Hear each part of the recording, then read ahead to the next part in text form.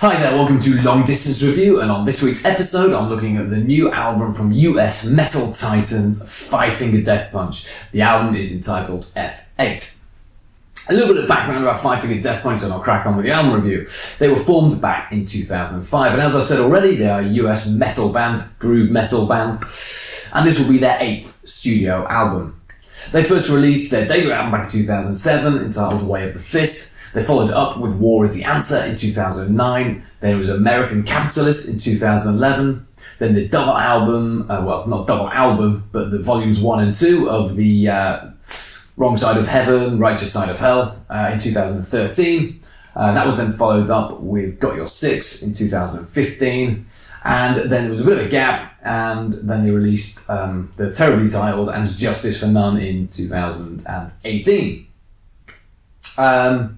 Now, Five Finger Death Punch are one of the most successful metal bands of the past decade, in terms of the progression of the band, I feel. In terms of size, just to give you an idea, they've recently just played here in my hometown of London, and they headlined the O2 Arena, the place where I went to watch Slipknot play about a month and a half ago. And they were supported by Megadeth. And that gives you an idea of the size of the band at the moment. Now, I think this is down to two things. Firstly, I think it's down to incredible marketing and promotion. The band have got this sort of mascot that they use on all their album covers, up until this one, and they all sort of dressed in the same clothes. At first they were all in these sort of camouflage gear, and then they sort of now wear this sort of dirty rock gear with a leather waistcoat, and they've got a very distinctive look. Ivan Moody has this baseball bat on stage with him all the time. He has this sort of hand paint on his face, and I think they call their fans like knuckleheads or something, I don't know. It's complimentary, I don't think it's meant in a bad way. And so they have sort of formed this niche for themselves, and that's really has given them a great sort of promotion. Now, I'm not saying it's all gimmicks why they're big, because it's not. They also, the second point, is it's all down to very much hard work. As I said before, the album they've released is in 15 years. They have released 8 studio albums. That's pretty much an album every couple of years, and in this day and age, that's pretty good going, and they have toured relentlessly throughout it as well. Now, they were tipped to be the next sort of big thing from metal. I guess they could be in the next Metallica stage, or they're sort of festival headliners, let's say. They're the next band everyone thinks were going to be the next festival headliners, and that isn't over yet, but I feel myself they have plateaued a little bit in their size. The last album, when they released it, didn't really progress the band any further. So this album actually feels like there's quite a bit riding on it. And the band themselves has said it's kind of a rebirth for the band. Whether that's true or it's just a sort of statement of, let's give this a different push, we'll never really know. Now on with the album then. And you kind of know what you're going to get with a Five Finger Death Punch album, but this album does open up a little bit surprisingly, with a bit more sort of pomp and bluster with the instrumental title track, F8, which is full of strings and sort of building the tension, let's say. And this leads into the first single and first song proper, Inside Out. And yeah, you're back in familiar territory. It's instantly recognisable as Five Finger Death Punch. The production on this album is clean and massive. It sounds huge on this album, and Ivan Moody's vocals effortlessly swing between the aggressive bark he has and the clean vocals that work so well over this type of music.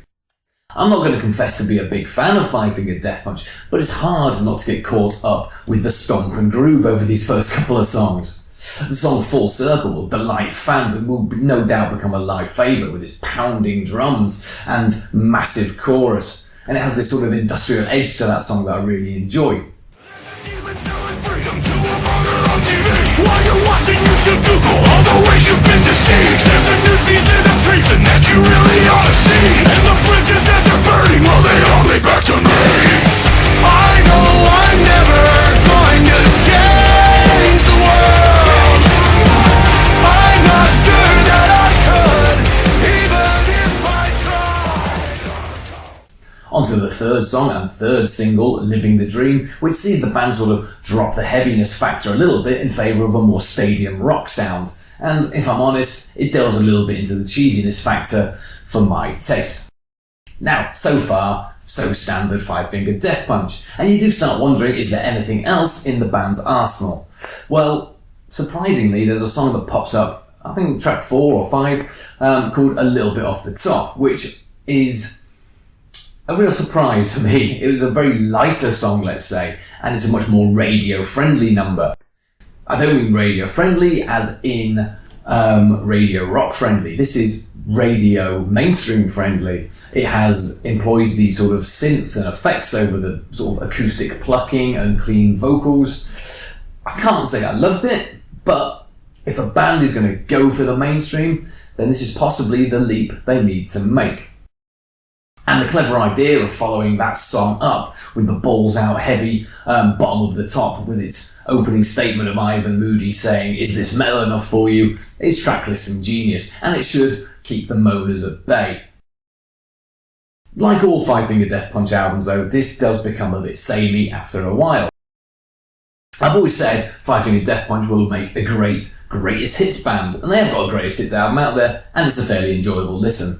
I feel though that everything they do is geared up towards the live environment. They now have a stunning set list with a few of these songs added to it, and that's why they're such a big band live, I feel. I did enjoy the ballad sort of, it is a ballady song called Darkness Settled In, which has a cracking chorus. And again, it's followed up with another storming, heavy song called This Is War, which is has this riff that opens up with it, which could be lifted from Psalm 69 by Ministry. It's got this real industrial riff, or a Fear Factory song, something like that. It's a real enjoyable song, actually. And what I realise is that Five Finger Death Punch just do extremely good at what they do. They write beer-swilling, head-banging metal anthems for metal fans.